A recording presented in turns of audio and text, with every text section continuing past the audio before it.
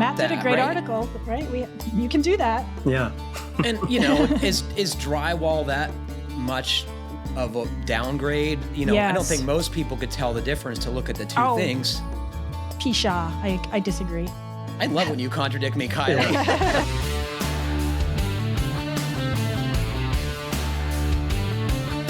Welcome to the Fine Homebuilding Podcast, our weekly discussion of building, remodeling, and design topics aimed at anybody who cares deeply about the craft and science of working on houses. This is Senior Editor Patrick McComb. Today I'm joined by Kiley Jacques, GBA Senior Editor. Hello. Matt Milham, Fine Homebuilding Deputy Editor. What's up? And ton producer, Jeff Rose. Hi there. It's good to see you guys. How are y'all? You're feeling pretty gung-ho this morning, Patrick. You got that script memorized and energy to burn. I had an extra cup of coffee today, Kiley. I'm hoping that's going to boost the quality of the show. I can tell. It's awesome. What have you guys been working on? Matt, you've been traveling the last few weeks we've been recording. What's been going on there? Yeah, I've been bouncing back and forth between Myron Ferguson job up in Glens Falls, New York, where he's working on a Habitat for Humanity house. That's basically his full-time job now, is site manager or whatever for Habitat, and another job down in Connecticut where they're building a passive house with some really kind of interesting oddball features, I guess. I was going to say interesting is off of a euphemism for something. What are you trying not to say? They're putting the air barrier on the inside, and they're doing that with sheathing. So they're sheathing the inside of the walls rather than the outside, which introduces all kinds of complications for tying the house to the foundation and, just trying to make sure that things continuous when you have intersecting walls, because the building is L-shaped, and trying to basically get the sheathing on and tape it before you continue the L and all of that. It's been why why put the air barrier there? What's the rationale? I couldn't tell you. Matt is not impressed with this house. Maybe Kiley, I think, is going to be doing some stories on this, and she can maybe articulate it better than I can. I don't think that's true. I've also visited the site, but Brian seems to be singularly impressed with this approach, but I don't think Ben did not exactly articulate what the rationale was. So what's the rest of this assembly? You have what, plywood or OSB, then framing? And is it plywood? Is it OSB? It's plywood, yeah. It's all CDX, and then 2x8 framing, and then there's going to be wood fiber insulation outboard of that, and then the cladding and the cavity is going to be filled with dense packed cellulose. After the fact, after the thing is all built? I'm not sure exactly which layer that's going to get added at. It sounded like they were maybe going to poke holes in the air barrier and then fill it from, through the CDX, but I'm not 100% sure. Interesting. So there have been a lot of things that have sort of been changing as they've gone along, because they're realizing sort of some of the complications that, this design has. What jumps to mind is how the heck do you do electrical work? That's going to be really out of sequence. I mean, that seems like that'd be a pain. Yeah, I don't know exactly how a lot of this stuff is going to happen. And fortunately, they have a really good framing sub who's, noticed a lot of these problems before they've actually gotten to them, to be able to, sort of rather than have this one entire assembly built and then realize, wait, we have to tear it apart. This guy's sort of, helping them them pass some of their mistaken thoughts about how this thing would actually go together. Wow, I can't wait to learn more about that. Yeah. Kiley, we were talking ahead of the show about, so I would describe today's weather as frigid. Yeah. It was 8, I think, when I woke up this morning. So were you out skiing this morning, Kiley? No. No.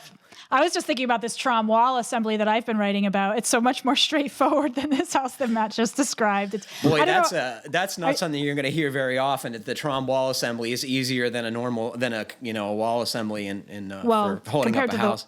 Compared to the wall assembly that he's talking about. So you should probably tell folks what a Trombe wall is. Yeah, I'm learning all about it. I'm working on an article with, I just spaced his name for a second there. Michael Clement, excuse me. in Ann Arbor, Michigan. And these folks, the clients wanted to position their house facing north, and they also wanted to get passive house certification. And as most people probably know by now, that's not the ideal orientation. So they wanted most of the glazing on the north side because that's where the best views are. But they also wanted to get that certification. So the solution, one of the part of the solution, was to incorporate 3 Trombe walls, and that's a form of capturing radiant heat that over a period of 8 to 10 hours makes its way through a concrete masonry wall into interior spaces where it warms the objects, not the air.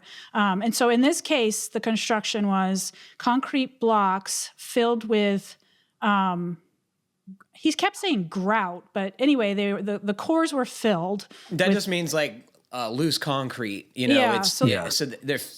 So it's it's meant not to be hollow. poured, right? Yeah. So the idea is to create as much density and mass as possible to be absorbed in the wall.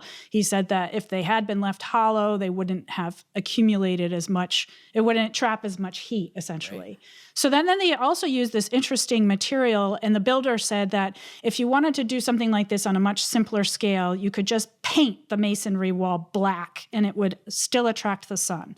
And be very attractive, I might add. Well, it gets covered up in the end.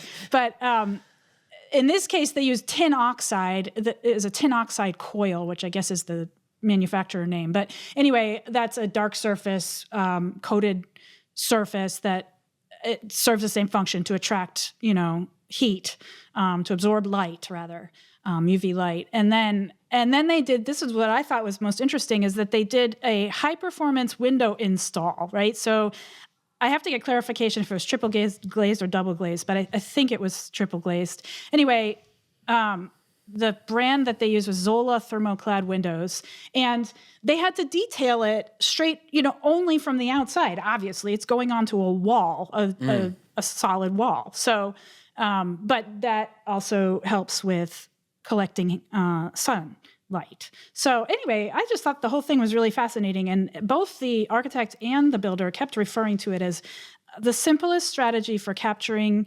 solar gain, with non-mechanical, it's a non-mechanical assembly. They kept saying how simple it was. I said, well, then why isn't it being used more regularly? Why aren't people using this? And they said, because it's expensive. The builder said this could be done in a much simpler and less expensive way. He's all for it. He thought it was excellent. Well, I find it interesting because it's one of the early methods of storing solar energy from the 70s and early 80s when folks were figuring out how to make this work. Yeah. And I remember seeing in my, nerdy building books, like walls of water, which was a common way to trap this heat rather than masonry. But my understanding is it turns kind of algae ridden after a period. I would imagine so. I mean, it does have, water is sort of like the ideal storage medium for that, though. I mean, it can store a lot more heat than masonry can, but yeah, I think probably the reason people maybe don't want to do it so much is because you've got all this glass that you are not actually looking through. Right. It's outboard of these masonry walls, and it's essentially just serving sort of as a transparent wall to help trap the heat, that's being collected in that wall to keep it from also makes the escaping right outside. All right. And it also makes the house look better from the outside, because otherwise... It does. I mean, from the outside, you would not even realize that you're looking at this weird masonry wall. You would just think it was, a gigantic window. So now they've got the solution. They've got a south-facing wall that's capturing sunlight, but their views are to the north. I thought it was really interesting. It is interesting. And I think solving problems like that is what good designers do. You can't change where the view is, but you can change the way you heat the house or how you're capturing solar energy.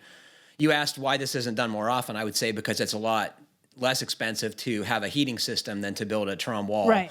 That's sort of what Michael's whole thing is. He also incorporates airlocks into his designs lately, and he was saying anytime I can get, essentially free energy rather than throwing mechanical energy at a problem, he would prefer to find low-tech solutions. What do you think about this, Jeff? Yeah, well, like you were saying, it's like it really reminded me of the stuff I was looking at in the 70s with, big picture windows and brick walls in front of them. Yeah. I'm trying to think of that publisher who did all those books in the set. Was it Sunset? Yeah, Sunset yeah. did them, That and, makes and sense. Time Life had a whole series on them. And then there was also the phase change materials that they would incorporate. That Is that the selective What? surface? they were barrels of this kind of a wax material that would melt in the sun and then give up that heat at night. Yeah, that's the principle of it, right? Wow, that's crazy. So you guys heard me talking about making my own light fixtures, maybe, or maybe you didn't, but we got a lot of feedback from folks who have made their own light fixtures, and they had the same rationale for doing it as I did, is commercially available light fixtures are expensive, and ones that aren't expensive are very ugly. So we got a lot of good suggestions on how to do this. Several folks pointed out that this is technically not an allowed fixture because these things need to be tested by UNL. Even if the components like the sockets have a UNL listing, the entire fixture doesn't. So you can get yourself in trouble and your building inspector might not let you do it. And even worse, you might get hurt. But I would just tell you to be careful and ground your metallic fixtures and get on with your life. But have you guys ever made your own lights, lamps? Yeah. No. Oh, yeah. What did you make, Matt? Well, Heather and I worked on it. It was mostly her idea. She had bought some it was like a porch light with a Fresnel lens, and it just looked really cool. And yeah, she made sort of like a, I don't know, stand lamp that is now in our bedroom. That doesn't surprise me. How about you, Jeff? I think what people sent in was so impressive. Yeah, some of the stuff was photos really that I saw. pretty. Yeah.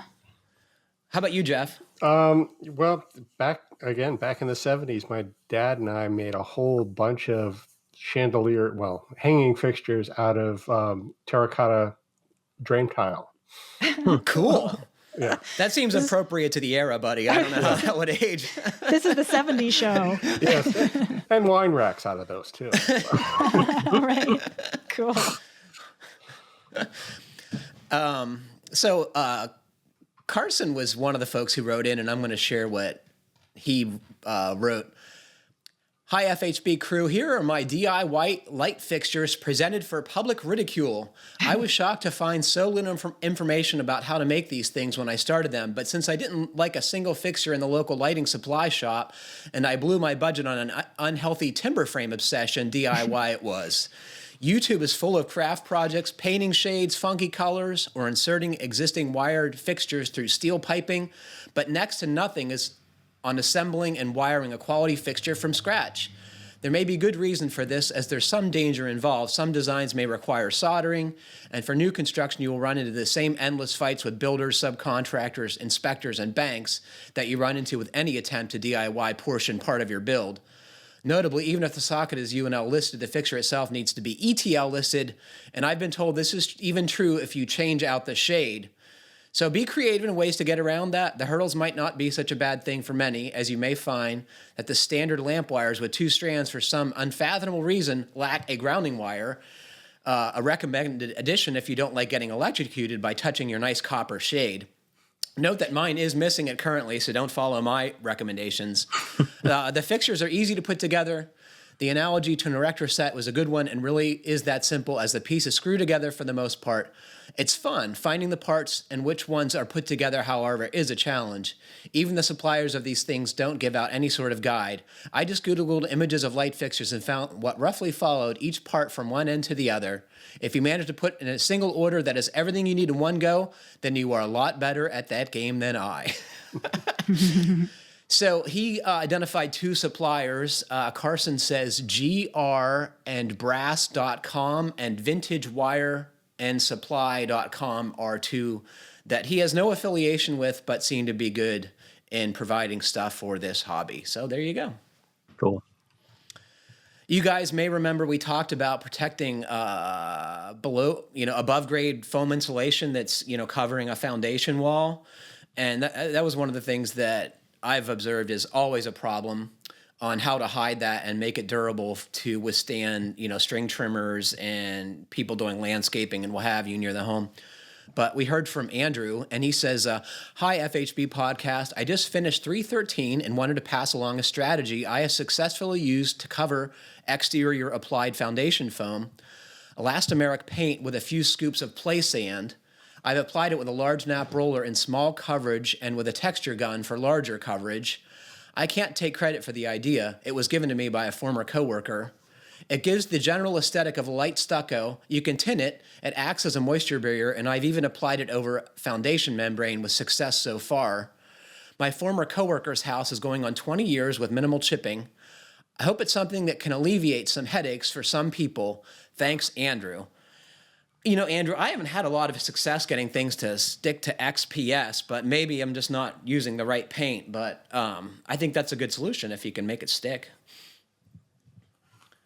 Any thoughts from y'all? It reminds me of my dad is a painter. He used to put kitty litter in his oil paints, not to make it stick, but for some reason. For texture. For texture. Just reminded me of that. He wanted it to dry faster. Yeah. I don't know. I don't know if paint, having not done that, I don't know if paint is durable enough itself over XPS or EPS to really stand up. It doesn't seem like it would be. Like if a string trimmer hit it. Yeah. Yeah, I agree. But I mean, it's something that you have versus some of these other products, which are you have to make up or order, right? Like we were talking about Styrobound and some other things that are made for specifically for this purpose, but it's not something you're going to find at your local lumber yard, I'm sure. Yeah. I mean, you see people do all kinds of things, though. I mean, one guy, I can't remember, it might be in this most recent issue, the foundation system for slab on grade for a passive house. Yeah, so Brian was talking about that briefly. Can you explain to folks what that's about, Matt? Yeah, so they have these like 12-inch thick EPS stem walls that are sort of like form the perimeter, I guess, of the slab on grade. And to protect the outside of that, they just use Durock. And they just screw it in to this high compressive strength EPS foam, and then they stucco over that with like a skim coat, and it ends up looking just like concrete. Except it takes on water. How do you prevent it from deteriorating and with freeze thaw? That was sort of my question, and they've been using it for years, and they haven't had an issue yet. So that's always the answer, and I don't know if that's always the right answer. Yeah, where was that house, Matt? It's in Climate Zone 6. It's in just outside Cooperstown, New York. That one, but they've built a lot up there, so it's cold. Mm-hmm. Yeah, I still haven't seen the perfect solution, in my opinion. I don't think there is one singular solution yet. Yeah. We also heard from Steve. I smiled when you guys talked about being asked to do projects at other people's houses when you visit. Anytime I go to my in-laws or friends, there's a list of projects waiting. Stuck drawers, pilot lights, drippy faucets, faulty light switches, loose knobs, leaking kitchen sink, burned out appliance lights, ineffective bathroom fans, ineffective door locks, jam disposals, even a few new toilets. I think I would say, Steve, you need some new friends. Let's needy friends. Yeah, boundaries. First, it seems these repairs fall to me because they are afraid they would just do more harm. My handiness mostly comes from me being willing to pry off a cover or look under a cabinet and poke around a bit. Second, I'm surprised how often people assume replacement rather than repair is the way to go. I don't know why this makes me sad, but it does. Finally, I love doing these projects because I get thanked profusely, and it is the only time I don't have to clean up after myself. I'm made to feel like an elite surgeon being handed tools and walking away to the next project as soon as something is done. That's fantastic. This reminded me of Justin and Rob's attitude toward my crummy little plywood shed that I inherited when I bought this house. Justin was like, that thing is hideous and awful, and you should get rid of it. And Rob was like, people just tear things down and rebuild all the time, and it's functioning. And he walked in, he jumped around on the floor. He's like, I think it's just fine. And he convinced me that, I thought so too. And what, 4 years later now, right? It's still standing. Yeah. It's ugly as sin, but it works. It's better than nothing. Yeah. Always, right? Some structure is better than nothing. Agreed. What do you have stored in there? Just, my mower. The lawnmower, and garden stuff. Yeah. Snow shovels, I bet. Yeah, snow shovels, tools, whatever. Yeah. Mouse Does the poop. job. Lots of mouse poop. Oh my goodness. I'm sorry, but I forget who sent this to me. Oh, I do this once in a while, but this is really egregious. Anyway, so this is from a listener in Nova Scotia. Hello, Patrick and gang. I've been listening to the podcast for a year or so, and you guys are doing a great job. The Pro Talks are an invaluable insight into other professionals' journey into the building sector, and it's interesting to see that we have similar experiences. On to the heated decks you guys talked about. I've been doing tile work of every description in Nova Scotia for 20 years. I looked it up. Nova Scotia is climate zone 6, so it's as cold as Cooperstown, right, Matt? Yeah. We avoid doing exterior tile like the plague. We have done it with success, and we've had jobs fail even when taking every available precaution. The thing your caller needs to be aware of is that when the water freezes, it expands. Water is everywhere, and it doesn't take much of a gap for it to get under your tile and destroy the cement bond. And part of your discussion, you mentioned not grouting. Guaranteed loose tile in the first season. Also, electric heat under tile has its own issues. The consensus from the electricians I deal with is that they replace resistance wires in 20 years. I looked up Schluter's warranty after hearing that from a number of electricians, and their warranty is 15 years.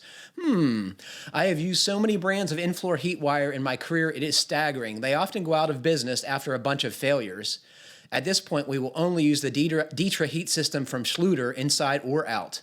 It is more robust than the others, and the system of pushing wires into the Ditra membrane is definitely better than pouring self-leveler over some moderately attached wires. There are always a few that float up and cause a problem. Also, Schluter actually honors its warranty in my experience. There is so much to say on this subject I could write a book. Even though tile seems simple to do, humans have been doing it for centuries. This is not a job for an amateur. I should say this is not the place to be setting tile for the first time. Experience is key. In an effort to relay information in a readable format, I will do point form. These are non-negotiable things he must do for a moderate chance of success. 1. Non-absorptive tile, most porcelain, some ceramic. If stone, you have to seal it religiously forevermore. You need thin set rated for exterior. It's more expensive for a reason. It must be grouted. We use power grout from TEC. It is rated for outdoor applications. When setting tile, 100% bond from the tile to the substrate is necessary. The cement manufacturer will demand it. If going electric, understand it would have a lifespan, and to make your tile job last, you may want to leave it on all winter. Pouring a slab and doing hydronic heat with glycol is better. Number 7, don't do it where you have winters. All right, there you go. I think that was the thing when we talked about it. Like the whatever the article that he was referring to was a JLC article, and the guy who was doing it in the Pacific Northwest, where they have extremely mild winters. Yeah, and we said that that's not the same thing for sure. Yeah. He says, although yesterday I drove by a house we did 10 years ago with a 2-inch thick limestone exterior stone deck, and it is still fine with no heat. It is partially covered by a roof and faces southeast, which I suspect helps. Keep up the good work. I thank you for all the information I've gleaned from the podcast and magazine over the years. If you folks make it to Nova Scotia, look me up. I have a lot to say on stairs, too. We don't hear from Nova Scotia very often. I like it. And I think that's was a great unfortunate situation. We want to hear from Nova Scotia more. Yeah. Isn't that where the Trailer Park Boys are from? I don't know. Is that where they're from? I think so. That's your favorite TV show. I know. That is one of my favorite shows. You do bring it up a lot. That was Dwight McLean, by the way. I looked up the email. So Dwight, thank you very much. And I apologize I didn't Yeah. put that on the script. But I appreciate your knowledge and expertise on the subject. It was good information. What do you guys think of that? Is there any use for putting tile outdoors in a cold climate? I think it's pretty risky. It seems like a very Southern California thing to me. And it seems like it would be freaking slippery, right? Yeah, I mean, right. Forget that. Yeah, and tile's so expensive, or can be so expensive. It just seems like you'd be asking for trouble. Yeah, what about a stone stone or paver patio, right? It seems like better options. There's a reason you don't see them around here. Yeah. Okay, let's take a question. Hi, FHB team. I love the podcast. It's been a real breath of heat-recovered fresh air. That's clever. My wife and I are planning a 400 square foot addition on our 800 square foot single story home in Ottawa, Ontario, Canada, climate zone 6. The home was built in the 40s and the exterior walls are brick, veneer with an air gap. It has asphalt covered fiberboard sheathing. The stud cavity is empty and it has drywall on the inside. I am always surprised that our heating bills are lower than other new houses here, given that there is no real insulation. I think the small footprint is a larger factor and is not often considered, as well as our windows being smaller than what is standard for new builds. For the rear addition, I plan to have better than code insulation in the walls and roof, but I was wondering if there's any benefit to having better than code airtightness, given that 2/3 of the remaining walls have presumably very low airtightness. Does airtightness only matter holistically, or can it help even if I cannot upgrade the rest of the house? Thanks, James. Such a good question. I think we've addressed this a little bit in the past. Matt, you want to run with this? Does the entire submarine have to be watertight or just part of it? Put a screen door on, find out. Yeah, I mean, the airtightness of the entire thing matters. I mean, if only part of it is really airtight and the rest of it is not, it's only your air seal is only as good as the weakest part of the air seal. Now, the bigger the holes, the worse. But, I think you want to make sure that the entire thing is relatively well air sealed. And all things being equal, if you build your new addition more airtight than the rest of your house, you will lose less energy than if you make your addition the same airtightness of the rest of your leaky house. I think you'd That's agree. how I see it too. Yeah. And in that room, and I don't know what the addition is going to entail exactly, but it seems to me like that room would be more comfortable. That's where they're going to be spending all their time, I'm sure. Yeah. I mean, I wonder how airtight the existing structure actually is. I mean, if his energy bills are so low, maybe it is much tighter than he thinks it is. I don't know. I mean, get a baseline to start, do a blower door test and see exactly how good that is, and then try to make the new house, or the new addition at least as airtight as that. I think the 800 square foot size of the house has a lot to do with it, because that's the size of my house, and I think he's onto something there. Me too. That's why he's not experiencing, and he mentioned too having smaller windows, which would help a lot. My house is not comfortable, but it also doesn't use a lot of energy. Yeah, and that's here. what you get. You get. That's what you get. Yep. You say that, but when I lived in that old schoolhouse, my heating bills were probably twice what they are here in a house that's like 3 times the size of that. So, wasn't that built in like the early 1800s or something? I think it was very early 1900s, but yeah, and it was a schoolhouse, Was it comfortable? No, not at all. Okay. It originally wasn't, insulated at all. I think they had insulated in the 80s maybe with vermiculite, 70s, 80s. In the attic? There wasn't even an attic. It was vaulted ceiling, okay. But in the walls and I'm guessing in the roof. So yeah. Yeah. I say vermiculite just because the mice would run around inside of it and there would be little pieces of vermiculite like pushing out in any gaps. So that's the only reason I know it was in there. When you catch the mice in the traps, they'd have that little glittery layer on their fur, right? Yeah. So I don't know. I feel like Rob would chime in here and recommend that he in do similar the best conversations, I've said the exact same thing that Matt has said, and Rob corrected me. He's like, that's not exactly true, and I think he's probably right. Well, he does his house piecemeal. I mean, he just did a similar sort of thing where he really beefed up one wall assembly, right, in his kitchen. And I think he's noticing a difference. I don't know, energy-wise, but comfort-wise, for sure. So I was talking to Benjamin Obdike earlier this week about their new self-adhered water-resistant barrier. And, I'm very tempted to pull on my vinyl siding off and put something like that up to air seal my board sheathed house. Much of my house has what some people call boxcar siding, some people call novelty siding. But anyway, it's like siding sheathing in one with this tongue and groove coved board profile. And it was popular in the 20s and 30s and into the 40s probably. And one of those sticky WRB seems like a good way to air seal and make the place more comfortable. And my house is so little, it seems like, it would be a weekend project to do a single wall. Do you guys think I'm nuts for considering that? Not at all. I think it's a great idea. Yeah. You coming over to help? I will. I'll come help you, Patrick. That seems like a really great learning experience.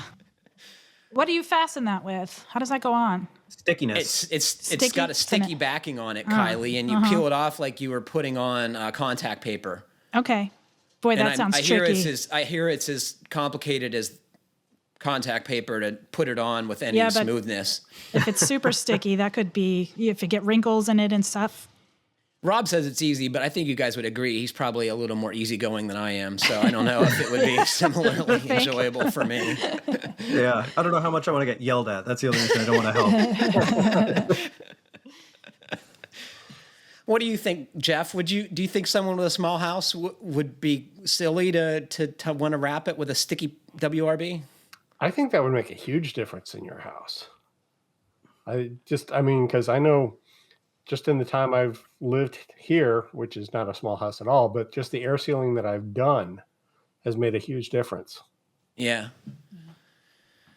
The one thing we can't solve with the sticky air WRB is the crappy builder grade windows that are in this place. And I mean, there are tons of windows in this tiny house. The builder very correctly, knew that someone who is more comfortable in a small house, if there's lots of windows, it feels less small and it's a more inviting space. But, you can't get away from them, and they're freezing cold on a cold day. They're really uncomfortable.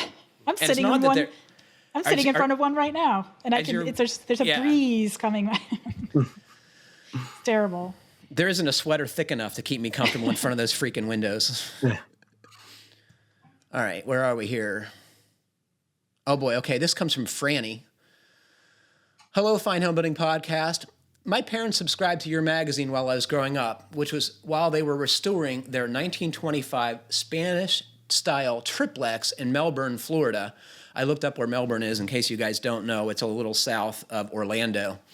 After 25 years of projects, as well as 2 hurricane shelter accessory structures, they announced that they had no more projects, and I bought a house.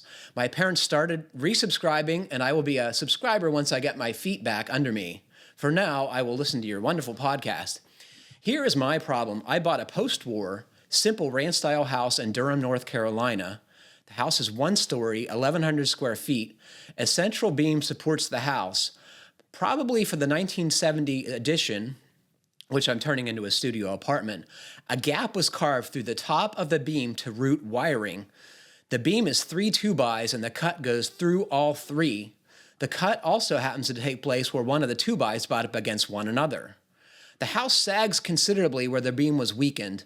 Right above the gap in the central beam isn't the only place where the house sags. See picture of parallelogram front door. The beam is light enough to raise with a screw jack, but will leveling it cause more problems than I already have? See cabinet detail. Should I put a support under the beam where the gap was cut to arrest the possibility of further sagging? And while we are at it, in one place, the central beam rests on a single brick on top of a pier. The inspector said this is a cause for concern. Is this actually something I should fix? Any advice would be much appreciated. Did you guys see the photos that Franny sent? Yeah. Who the hell would cut a beam like that to run a wire? It was just, I just can't believe somebody would do that. Have you met electricians and plumbers? I mean, but they know better than that. I can't imagine that this was somebody who was professional did this, but you see weird stuff all the time. Maybe I'm wrong. Yeah. Yeah. I mean, it's definitely a problematic place to have it. I mean, I don't know. It's like in the middle of the span. Yeah. And there's no notches allowed there. So yeah. Would you guys? It's deeper than it would be, like even if it were in a place where we're allowed to be, it's deeper than like you could do the max that you're allowed to go. So yeah, it's definitely problematic. I don't know exactly how you go about fixing it. Definitely you want to get some kind of support underneath of it. Yeah, I think it needs a small footing in in Durham, you don't need to go below frost line, right? So you just need to pour a 2x2 footing or even bigger and put a post on it and, the thing when you do structural repairs, because things that are sagged or settled is, that movement happens over years or decades. You just can't go in there and jack it up and expect to think you're going to level something. There's more likelihood of being able to do that with something as egregious as this. But, Matt, you've talked on the show about your experience jacking an old house, right? Yeah. I mean, I think, the sort of what, before you even think about jacking it, like, what are you going to do with the inside? Like, are you planning on keeping all of those cabinets and the trim and everything else? Because, like, yeah, you can jack it all back up. But if you're going to take all that stuff out, like, rip out all the drywall, tear it down to studs before you go and do that. So you're not lifting up all this other stuff that's probably going to snap. And it's going to prevent the movement, right? Exactly. It's going to make it much harder because stuff will snap and break when you try to move it, on a relatively quick timeline like that. Because all that stuff has deformed over time as that house is settled. And it's, taken that shape. Like, even if you took off like a bed molding or some kind of trim, it's probably going to maintain that weird shape that it's, bent into right now. The framing members too. Yeah. So, and I mean, that was the experience we had was, I had gone as far as I wanted to jack something one day and somebody else was like, no, give it a few more cranks and a stud just completely like obliterated. It just snapped. And it was what does that sound like? That's got to be quite dramatic. It sounded like the house was coming down because like that snaps and the whole load above it just sort of is like, settles back down where it was like 2 months earlier. So we did a lot of structural repair on the dilapidated habitat houses. I was rehabbing in Pittsburgh early in my carpentry career, and you would try and fix stuff over a course of weeks or months, depending on how bad it was, because, stuff just quits moving. It either breaks or it quits moving. You just start lifting up like entire structures, not elements of it, Yeah.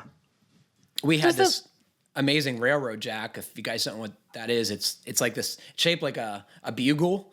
And on the top of it is a big screw, and you put a steel pipe in it, and you can move tens of tons with this thing. And I think its name is where its origin, where they had to move like rail cars, to put them back on the tracks. This is what you would use to pick up a locomotive or a rail car. Yeah. I think. Probably. Stands to reason.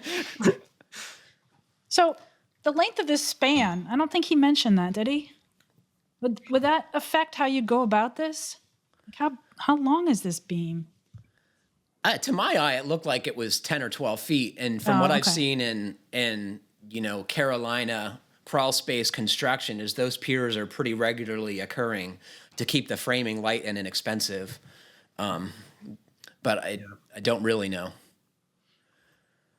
Do you have any thoughts on this, Jeff? Nothing that you guys haven't already talked about. No. Jeff's like, just start jacking. Yeah. Make it work. Yeah.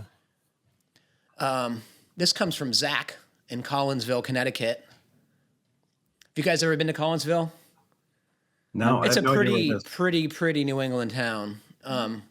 Made famous by Collins Axe Company and, longtime manufacturer of good striking tools.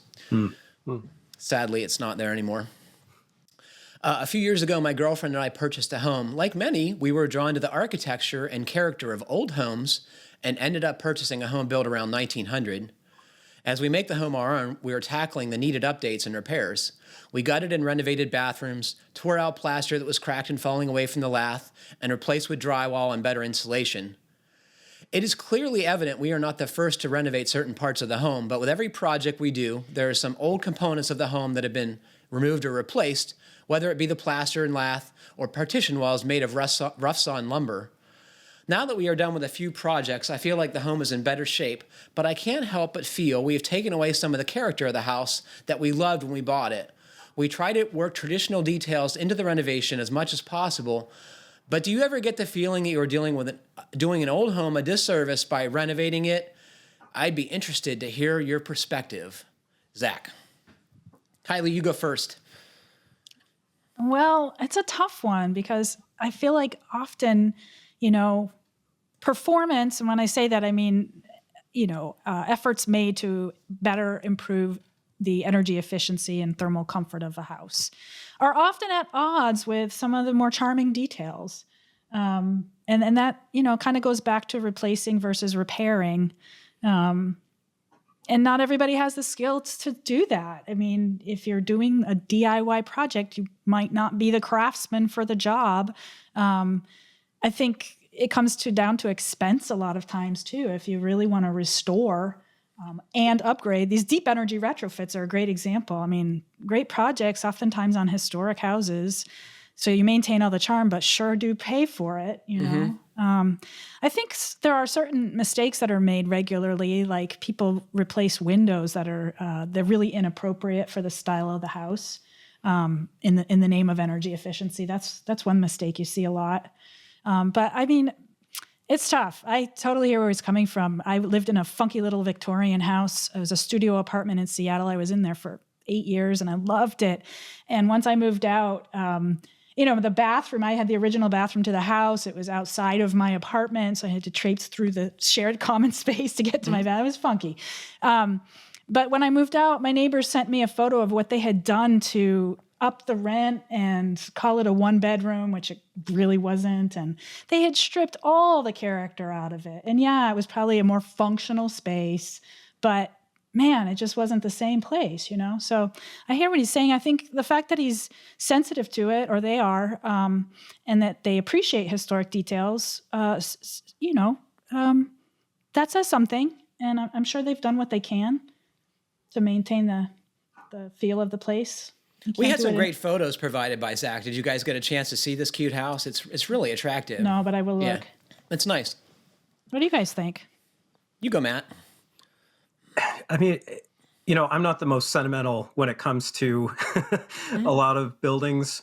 But if you're buying a building, or there are definitely cool buildings and historical buildings that, definitely deserve to be preserved. And especially if you're buying a place because you like it, because it's charming in some way, either because of the defects or whatever little things, trim details or whatever, then yeah, I think you kind of have to go out of your way to preserve that stuff. And I think it's possible to do all of the upgrades and stuff and preserve that character. But, again, like Kiley said, a lot of that stuff is expensive because you may have to go back and, instead of doing drywall, you may have to do lath and plaster again to get that look.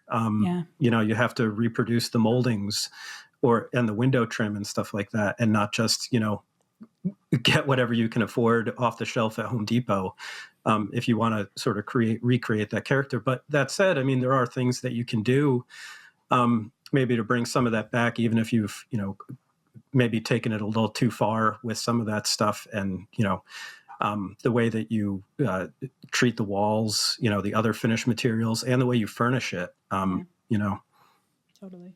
That's true. What do you think, Jeff? Yeah, it's a really tough balancing act to maintain the character and still update and upgrade. Yeah. Have you had homes that you felt like you had your hands tied, any of you, that you didn't want to change because of its, historical importance, or the finishes were some way, important to the house itself? The house I grew up in, I would say, yeah, because, it was all lath and plaster walls, and it had all these like really intricate plaster details on the ceiling and, like crown area and stuff like that, if you destroyed that stuff, it would cost a fortune to redo today. So I never did any work in the house, but I will say when my parents bought it, in a large portion of the house, they, put in new ceilings, basically dropped the ceilings down. They didn't destroy the old ceilings, but they, because I can't remember what they were. It was some absurd height, like 14. Yeah, it's like 12 or 14 feet was common in a Victorian home. I think it was 14 feet. So they lowered those to 8. And, so all those details were gone. Now the people who bought the house afterward ripped all that out, and all of a sudden now it looks, gorgeous again. But, not having those details in, at least in my sister's and my bedroom and the dining room area, it looked weird when you would walk around it, in the hallway and, into my parents' bedroom or the living room. And all of a sudden it just like opened up into this gigantic space, and it was a completely different thing up above. And it had all these like really interesting, marble fireplaces that, like if you tore out or upgraded to make it look like something new, it would have just, totally destroyed the aesthetic of the house, which was... Matt, did they lower the ceilings for energy reasons? Yeah, that's really what it was. Because the house, when my parents bought it, had no insulation. It was built... A lot of people did that. And I found habitat houses like that similarly had lowered ceilings. And I got to ask, from a building science perspective, does that make any freaking difference? I don't know that it really does, because like all you've done is now you have, you have no delta T difference, right? It's not... You have basically a 6-foot space that, is still just air that is still getting heated, unless you've insulated above and below it. Yeah. I guess I assumed that they did, but you're saying they didn't, huh? I don't believe so, no. And I don't think that would work either, because you have conditioned space above it. Even, so if you have a conditioned space on both sides of an insulation layer, it's not doing anything, right? Yeah. I guess it depends on how you do it. I mean, you're trying to decrease the volume that you're heating, right? So you got to make sure you're not heating that space vacant as well. Space. Yeah. Right. I think this is so context specific. What does the house look like? Some houses are worthy of preservation, some aren't. I've honestly never lived in a house that was really worthy of preservation. It much more needed improvements to make it more livable or more energy efficient. It's just, I've never lived in a historic house like Matt describes or Zach describes. It's just, I think if you have a nice house of a nice period, you're obligated to take care of it and to maintain its architectural integrity. It's really hard to replace lath and plaster today. Just finding someone who's going to do that is going to be very expensive or impossible. You're going to have to learn it yourself. You have to learn it yourself if you want Matt that. Matt did a great article, right? You can do that. Yeah. And, is drywall that much of a downgrade? I don't think most people could tell the difference to look at the two things. Pisha, I disagree. I love when you contradict me, Kylie. I feel very strongly that plaster is superior over drywall and still get that look. Yeah, get the look. Yeah. Yeah, well, that's a good point. I mean, look for opportunities to sort of do a faux finish or reinterpretation where you're being sensitive to what was there, but you're doing it in a way that makes sense for today. Yeah. I don't think it's ever realistic to expect kitchens won't change through time, because people are different than they were in the 60s when this house was built, or in the turn of the century, or, any time period. So that stuff's all going to change. And sadly, a lot of people put ugly stuff in place of what was there. I would say try not to do that. Don't be cheap. Don't be too cheap. So subjective. It is. But they care. So yeah, that's why they bought the place. I think it's a crime when people were putting, just one example, like people were putting wall-to-wall carpet over hardwood floors for a couple decades in the 70s and 80s, and I can think of something no more criminal than that. Linoleum over a hardwood floor and carpeting on top of that. So bad. I've experienced that in that same Victorian that I was in. Don't put carpet on your hardwood, people. Ugh. Even upstairs. Yeah, even upstairs, yeah. Ben writes in, "Hello, podcast crew. My 100-plus-year-old house has no insulation in the second floor walls. Being that I live in Michigan, I've decided to systematically go room by room and remove the old lath and plaster from the walls, then insulate using the Bond-Fig wall system with a flash and bat approach to both air seal and insulate. The house was built with 2x4 studs with Bond-Figified exterior walls. I should have enough room in the stud base for 1 to 2 inches of foam insulation, then fill the rest with 4-inch bats of mineral wool. The issue I'm now faced with is how to air seal around my chimney. I know foam against the chimney brick is not safe. How would you guys air seal this area? Thanks in advance. Ben. Ben has a PS, and I want to deal with Ben's PS first, even though that's not the order it should be. PS, I know my original windows are going to be a source of my biggest air leaks. We've decided to replace them. We decided to replace most, I think is what he means. Yeah. If you have any recommendations how to best air seal and insulate these, I'd love your thoughts. So go ahead, Kiley. What do you want? In Tell terms him of not to replace his windows. Oh, I see what you're saying. Right. Back to what we were saying. Well, I don't know. Like you said, it's all very context specific, and his priorities are different than those other folks. So that's what he wants to do. I'm not going to discourage him. Ben, don't do that. I'm going to discourage you. Get some interior storm windows if your windows are a problem. You know, like, especially if you have windows that are historic to your 100-plus-year-old house. You know, I'd say anything else is going to be either prohibitively expensive or a trade-off in terms of aesthetics. And, you know, of course you can make this work, but... Or Well, exterior that's the storms. thing. You Yeah. can get them built. What, Matt? Exterior storms too. It's just... I don't know. I say interior storms because they don't mess up the aesthetics from the exterior. When people look at your house, it looks like it's supposed to. Uh-huh. And interiors are way less expensive compared to exteriors, right? Yeah, And- well, that is generally true. But I mean, you're only going to have them on there in the winter. So, I mean, you're not going to leave it on year round. What? Exterior and interior? Either, really, yeah. Yeah. I don't know. I'm not sold on. I just don't think they.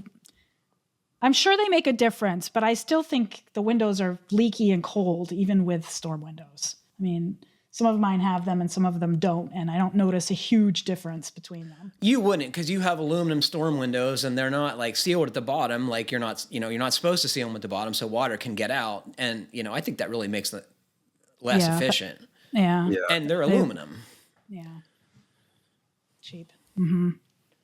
And aluminum, as you all know, is an amazing conductor. Right. So let's get back to Ben's Bonfigified exterior walls. So I was a little confused by him flash and batting and then putting in 1 to 2 inches of foam. Is he talking about the flash in the foam, or is the foam sheets? Do you guys get what he's talking about? I think he's going to do his flash instead of spray foam is going to be rigid foam cut and cobbled into the bays. I think that's okay. Yeah. That's still called flash. Yeah. I mean, some people may call it that. Other people may not. The principle is the same. You're using this principle's the foam same, right. layer to air seal the stud cavities. Yeah. Yeah. And create a air sealed stud cavity. Yeah. You just need to make sure that you get the thickness of the foam right so that the dew point is happening, you know, in the middle of that foam layer and not, you know, in between the foam stuff. and the sheathing would be a bigger problem. Yeah, and the sheathing would be an even bigger problem. Yeah, so it needs to be thick enough to prevent that. How do My you guess is determine the 2 inches thickness? would do it, and I say that because 2 inches from what I remember, 2 inches does it pretty much anywhere in the country, right? It should, yeah. Yeah. Yep. Excepting the very coldest places. So I don't see any problem with that. I think the Bonfiglioli wall assembly is probably one of the best freaking ideas ever come up with, and you know, why not? People complain that it's labor intensive, but if you're doing it yourself and it's your hobby, who cares? You don't want to run out of work to do, right? Somebody else was just asking about that wall assembly. He had On said the that, podcast? Yeah, I thought it was the podcast. He said that Rob Yeager had done it. That's or had right. experience with he it. said, excepting Rob Yeager, he knew of no one else No, that's what I was besides gonna say is- Bonfiglioli who had done right, it. right. Do you guys know anybody who's done it other than those two? No. No. Because you're always raving about it, but do you know anybody who's living with one? No. No. Would I do it if I if I had the ambition to rip out all of my drywall Walls? and Yeah. actually, do a good job insulating and air sealing my walls? For sure. But Yeah, I would too. yeah. I live in this house and, as long as it takes me to complete every other project, I know that if I were to do that, I would be living in a tent for the rest of my life. I mean, when you talk about home remodeling projects, I can't imagine anything more disruptive than ripping out all the plaster, like the mess and dealing with that. Oh my gosh. Yeah. I would have to be really freaking cold before I would want to do that. Mm-hmm.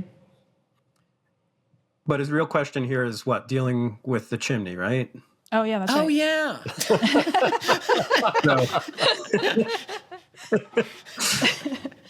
That's your So- department, Matt. That's your Yeah. department, Matt. Well, I mean, he's got, the framing is already, generally the code requires that you have a 2-inch gap between masonry chimney like that and the framing, which, he already doesn't have. But I would probably just do the best that you could, jamming in some mineral wool insulation in that cavity. Yeah, And then- I mean, doesn't Mike Girton show in that article that we've, featured dozens of times using aluminum flashing to air seal that area? Yeah, so after you stuff that area with mineral wool, then you would just use a mixture, you would use aluminum flashing and fire block caulk essentially to seal that. And that should give you a decent air seal.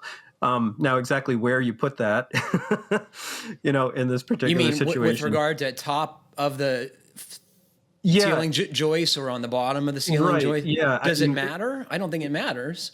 No, well, in this case, because it's in an exterior wall, he doesn't have the issue of like the stack effect or anything. He doesn't have the chimney going up through the middle of the house, and you just need to cut it off to, prevent air movement. In this case, he's got the chimney in the exterior wall, so he's got to air seal it the whole way up alongside the studs. So, So you think in the basement is what I'm inferring. Well, no, pretty much just up along both sides of the chimney the whole way up the house, but he's only got the second floor exposed. So, Yeah. there. And Maybe then, I should look at this photo. And then since he's doing the bond fig, he is going to have to put some sort of insulation in front of that also is, non-combustible. So, an inch or two of mineral wool or unfaced bats, in that space. And then he should be able to go over that with drywall because that's also considered a fire stop material. So.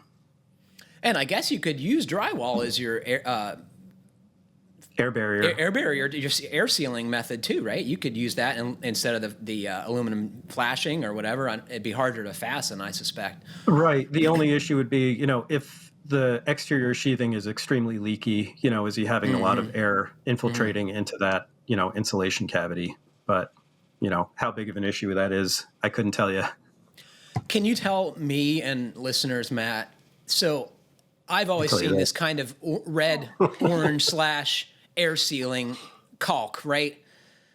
Or fire sealing caulk. Does that mean anything? The color is like, how do you know that that's the right material for doing this job? Yeah, I think what you're talking about is the fire stop foam is usually orange. And Well, I think and the sealants that, like caulks too, I've seen they're orange. Oh, really? I Yeah. don't know that I've seen those. I mean, I've seen gray ones and white ones, and I don't know if they're orange ones too. Probably. It's really, I think, just for visual inspection, just to know that you've used the right thing, because otherwise you have to have the the tube there. The inspector needs to verify that what you're using is something appropriate. Well, those are good questions we got today. You guys, you've heard us talk about material shortages related to the pandemic or the blistering pace of construction related to the pandemic. But this our little final note comes from Alan from Utah. He says, "Hey, podcast crew, I'm a project manager for a home builder in our area and noticed another builder down the road using zip system. Other than multi-million-dollar custom homes, we don't see a lot of zip being used in our market. I was surprised when they started prepping their openings and ledgers with Tyvek, so I asked a building inspector what was going on. He told me that he had seen several builders doing this. Apparently, when the lumber prices increases first hit, some of the lumber yards had zip system in stock and cheaper than good old OSB. They'll just use whatever WRB they normally do and treat the zip as they would any other sheathing. I was more amused by this than anything and thought I'd share. Have you heard of builders doing this? Attaches a picture of some of the buildings. Love the podcast." Because can you explain what they're doing? They're using Tyvek as flashing on this zip system assembly. And I was wondering because they haven't taped any of the zip, so they're obviously not using that as the WRB, and they've already missed the boat on that because they've flashed all the sills using Tyvek. So my guess was, looking at this, that they do plan to go over the entire thing with Tyvek. Yeah, That's that's such the way an it's set up. unfortunate. That's very unfortunate. You're not taking advantage of the zip system. Well, they're not, but my guess is that, they already had the building plans and everything is, like WRB An assembly that and someone blah, blah, blah. decided. Yeah. Everything is already just on there as typical, and that's their typical assembly, and they're just really treating the zip as ordinary OSB. Sounds like they got it for less than the OSB too, right? Didn't he say that? Less than the OSB was they could get it for at the yard at that time. Yeah. It's at least that. It's very surprising to me that the lumberyard didn't match the typical premium on zip system versus commodity OSB with their pricing. Like, sure, they bought it less expensive, but lumberyards do that all the time. The prices are based on market conditions, and sometimes you win money on building products, and sometimes you lose money on building products if you're in the building products business. So it's really weird. Somebody wasn't doing their homework. Yeah.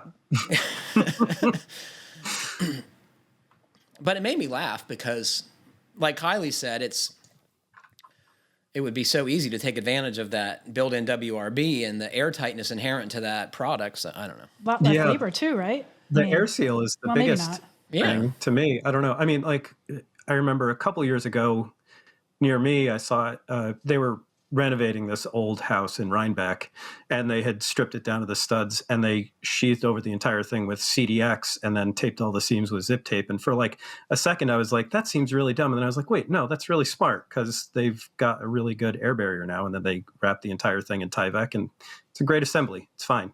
Yeah. I just wonder if the tape sticks as well to CDX as it does to zip system sheathing, like that. Probably clearly not. Yeah. Yeah. But I mean, you can make tape stick to CDX too. Yeah, and I mean, they may have primed it for all I know.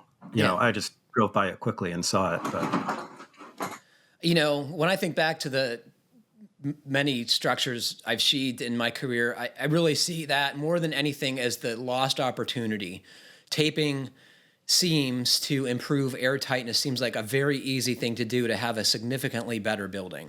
Yeah. I was just talking to Everett Kramer, who's doing a really interesting build I think it's the Hudson Valley. Anyway, he was saying that very thing. He did a blower. He was just so thrilled with how much time he spent on the taping. He said he thinks it made all the difference in the world because his second blower door test after the taping was done was significantly better than the original, or the first one he did. So. It's a more resilient assembly too. If you don't have water vapor or bulk water getting into the envelope, you just have a better house. Yeah. Do you guys have anything to add before we wrap it up for today? Anything to ask or tell our listeners? Yeah, sorry for all the noise. That's one of my cats running around in this room and knocking stuff over left and right. I'm glad it's yours and not mine this time. Kiley, I just want to make a plug for the BS and Beer Show. I had a very good time last night You're watching such a you faithful audience member. Love that. Well, it's interesting. It's not out of a sense of duty. It's of interest. So you guys were talking about lighting last night, and I learned some stuff that I had never heard before, which at this point in my career is remarkable. Yeah, that was a good show. It was really informative. I agree. We're going to actually, we talked about it this morning. We always have a powwow the day after or the morning after. And we think we need to have 2 more lighting shows because there were so many things that we didn't have time to get into. So we're thinking do a couple of follow-up shows. A lot has changed in the building industry in the last couple decades, but I can't think of anything that has changed more than lighting. LEDs have really revolutionized what you can do and how to improve your quality of life with light. And I think, my favorite quote from David last night, and he had some good ones, was, "Lighting is a mess right now, but it's fascinating." So there's, what's David's last name? Warfel, and he's done 2 excellent articles for Fine Homebuilding that I would, if anybody's interested in the topic, particularly the one Aging in Place. One is for kitchen design, lighting for kitchens, and then the other is for aging in place. And he's just done so much research around how our eyes age. It's really interesting, especially as you start to experience it, and how to light for it, especially for those who are planning to age in place for safety reasons. This is really interesting. Yeah. I like learning about how eyeballs work. Well, it's something that's easy to take for granted, right? It's Yes. like, and he made the point last night that, you know, there are very specific budget items for various things in the house. And like the lighting is all lumped together. It's just like lights and there's no little thought goes into planning the lighting. It's just fixtures. People pick fixtures instead of thinking about lighting and what it's good for in different places. Yes. Yeah. Anywho. Anyway, thanks for the plug. Yeah. Thursday night, 6:00 Eastern time. What's next show? Let's see. What are we talking about next week? You have to ask me. I forget now. Well, Rob's not on the show, so I have to ask someone a question they don't know the answer to. At this point in the show. Now I need to know. We just talked about it. I think I remember. That was for the mic. There's been some back and forth. Just bear with me 1 minute. Now I want to know. What's that? The 4th? Oh, this is when we're having Martin. This is a good one to plug, actually. Martin Holliday is going to be on the show with Ben Bogey. So when the show airs, that'll actually be in the past. We're in the future right now. That's so right. we have to. I always forget that. When will this air, Jeff? This is this is going to be what, next week, which is what? February 4th is it's the 1st of February next week. Yeah. So the 5th is this will air the 5th. Although, so you all who are listening now, you have to go back in time 3 days, and you'll be able to hear Martin's. Yeah, it's on YouTube. So Martin and Ben Bogey, that'll be a good combo. Yes. Talking about roof venting, of course. Oh my God, this is going to be a knockdown, drag out situation. Ready, I guarantee. Well, unfortunately, that's all the time we have today. Thanks to Kiley, Matt, and Jeff for joining me, and thanks to all of you for listening. Please remember to send us your questions to fhbpodcast@taunton.com. And please, please, please, please, please like, comment, or review us however you're listening. It helps other folks find our podcast. Stay safe, everybody. I really appreciate your listening to the show. Take care. Happy building. Keep craft alive. What am I forgetting? I think I got them all.